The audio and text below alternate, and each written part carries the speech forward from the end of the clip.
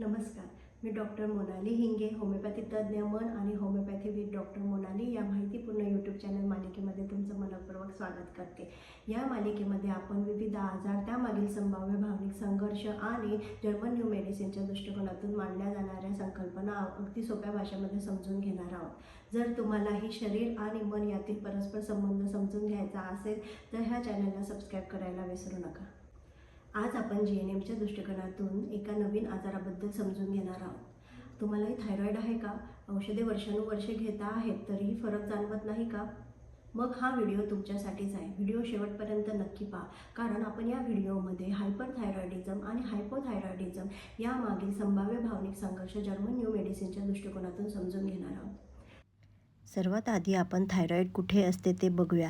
Thyroid ही मानेच्या पुढच्या भागात स्वरयंत्राच्या खाली फुलपाखराच्या आकाराची ग्रंथी आहे. आता आपण थायरॉईडचे कार्य समजून घेऊया. थायरॉईड ही आपल्या शरीरातील सर्व पेशी व्यवस्थित काम करत आहेत की नाही याची काळजी घेते. कुठे काम जास्त आहे, कुठे काम कमी आहे, कोणत्या विभागाला ऊर्जा जास्त लागणार आहे, कोणत्या विभागाला ऊर्जा कमी लागणार आहे, हे सर्व थायरॉईड बघत असते. जेव्हा शरीराला जास्त ऊर्जेची गरज असते तेव्हा थायरॉईड जास्त हार्मोन सिक्रेट करते आणि जेव्हा आपल्या शरीराला कमी ऊर्जेची गरज असते तेव्हा थायरॉईड कमी प्रमाणामध्ये हार्मोन सिक्रेट करते. थायरॉईड 3 प्रकारचे हार्मोन सिक्रेट करते: T3, T4 अँड कॅल्सिटोनिन. TSH हा हार्मोन थायरॉईड सिक्रेट करत नाही, तो आपल्या शरीरातील पिट्युटरी ग्लँड सिक्रेट करते. आता आपण T3 आणि T4चे कार्य समजून घेऊया. समजा एका कंपनीत 2 महत्त्वाचे कर्मचारी आहेत. एक कर्मचारी वेळेवर पटकन काम करतो, जिथे गरज असते तिथे पटकन हजर राहतो, तो म्हणजे T3. आता दुसरा कर्मचारी तो शांतपणे योजना आखतो, भविष्यासाठी तयारी करतो, संपूर्ण कंपनीचा दीर्घकालीन समतोल राखतो, म्हणजेच T4. T3 आणि T4 दोघे मिळून आपल्या शरीरातील अनेक महत्त्वाच्या गोष्टी नियंत्रित करतात. उदाहरणार्थ हृदयाचे कार्य, पचनक्रिया, मेटाबॉलिझम, मेंदूचा विकास. आता तिसरा हार्मोन तो म्हणजे कॅल्सिटोनिन. याचे मुख्य कार्य म्हणजे आपल्या रक्तातील कॅल्शियमचे प्रमाण योग्य ठेवणे आणि त्यामुळे आपल्या हाडांचे आरोग्य मजबूत राहण्यास मदत होते. आता समजा आपण जर खूप वेगाने काम करायला लागलो तर काय होईल? सगळीकडे धावपळ होईल, गोंधळ उडेल. हेच हायपरथायरॉइडिझममध्ये होते.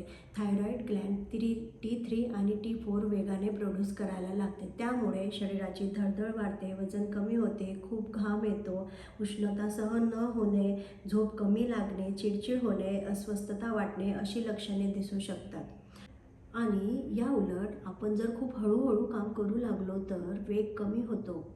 हेच हायपोथायरॉइडिझममध्ये होते. हायपोथायरॉइडिझममध्ये थायरॉईड ग्लँड T3 आणि T4 हार्मोन खूप हळूहळू प्रोड्यूस करते. त्यामुळे वजन वाढणे, थकवा, बद्धकोष्ठता, केस गळणे, चेहरा सुजणे, मासिक पाळी अनियमित होणे, स्नायू आणि सांध्यांमध्ये वेदना अशी अनेक लक्षणे दिसू लागतात.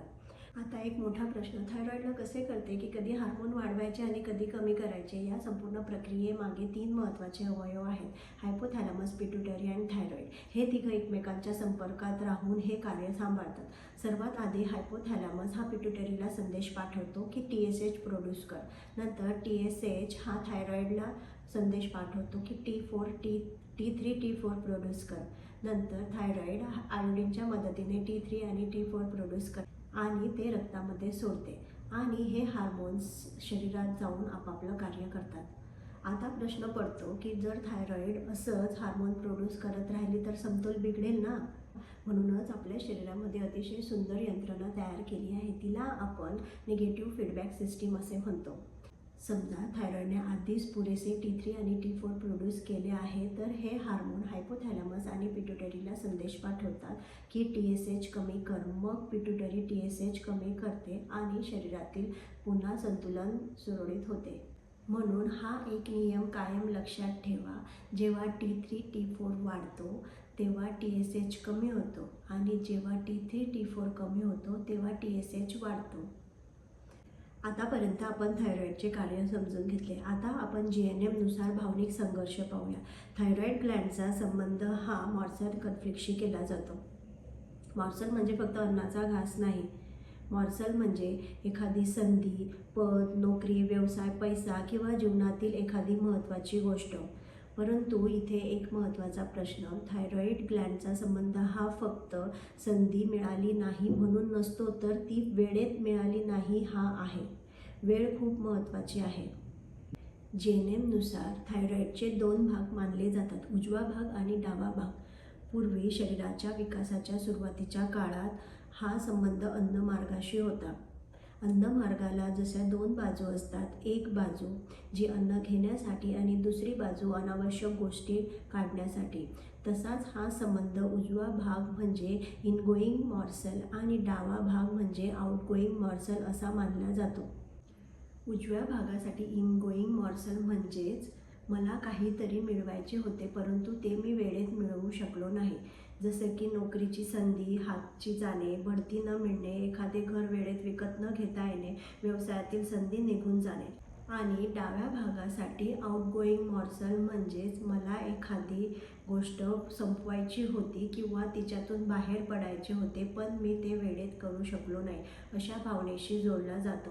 जसं की परीक्षेचा पेपर वेळेत पूर्ण न होणे, कामाची डेडलाईन चुकणे, वेळेत निर्णय घेता न येणे, शेअर्स योग्य वेळी योग्य ठिकाणी न विकता येणे. JNM-नुसार थायरॉईडचा संबंध वेळ या संकल्पनेशी जवळचा आहे.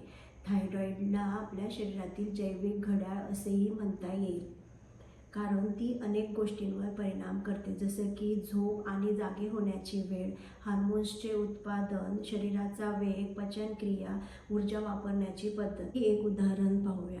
एखाद्या व्यक्तीला घर विकत घ्यायचे होते परंतु बँकेने कर्ज मंजूर केले नाही आणि ती डील हातातली निघून गेली. तेव्हा त्या व्यक्तीला वाटते की मी वेळेत निर्णय घेऊ शकलो नाही, ही संधी माझ्या हातून निघून गेली. JNM-नुसार अशा भावनांचाही थायरॉईडशी संबंध जोडला जातो.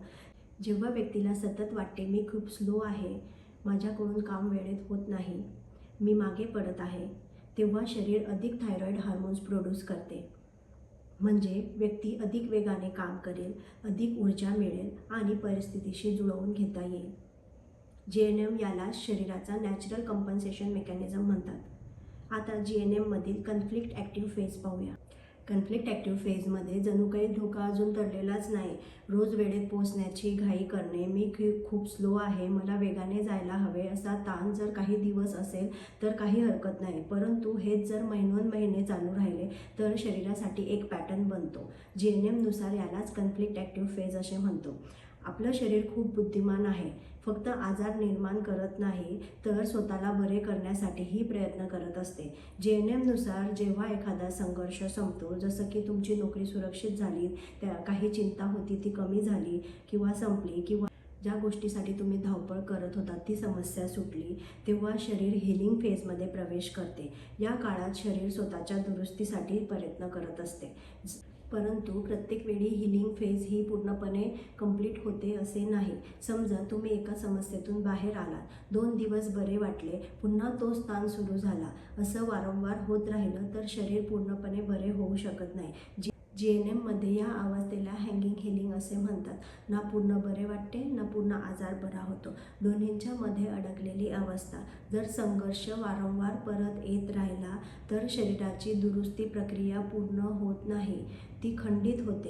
शरीर आपल्या विरुद्ध कधीच काम करत नाही, ते प्रत्येक क्षणी आपल्याला जिवंत ठेवण्यासाठी प्रयत्न करत असते असे JNM-चे मानणे आहे. म्हणून शरीराला समजून घेण्याचा प्रयत्न करा. आता JNM-नुसार थायरॉईड ड्रग्सशी जोडला जाणारा भावनिक संघर्ष समजून घेऊया.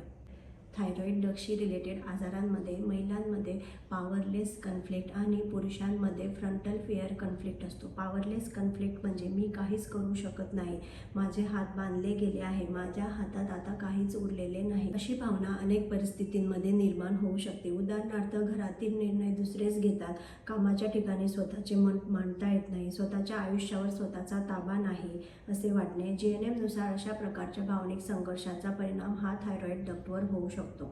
आणि फ्रंटल फेअर कन्फ्लिक्ट म्हणजे एखादा धोका समोर दिसत आहे पण त्या परिस्थितीतून बाहेर निघण्यासाठी रस्ता दिसत नाही.